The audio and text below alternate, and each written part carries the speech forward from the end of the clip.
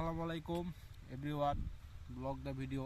আপনারা দেখতে পাচ্ছেন আমি এখন মরিচের চারা রোপণ করতেছি। এই যে আমার হাতে দেখতে পাচ্ছেন, এটা হচ্ছে কি জানেন, এটা আমাদের বাংলা ভাষায় কি বলে আমি জানি না, এটার জন্য খুব দুঃখিত। এটা আমাদের গ্রামের ভাষায় বলে ডোহকি। এই ডোহকি দিয়ে আমি খুঁজতেছি, আর এই যে এরকম করে একটা করে মরিচের চারা কাটতেছি। এই যে দেখুন, এইগুলো কি গাড়ছেন ভাই আপনি? হ্যাঁ ভাই, এগুলো ভাই গাঁটতেছি ভাই। এই যে মরিচের চারাগুলো এভাবে গাঁটতেছি।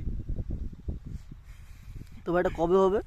এটা হতে ভাই সময় লাগবে কমপক্ষে 3 থেকে 3.5 মাস এরকম সময় লাগবে।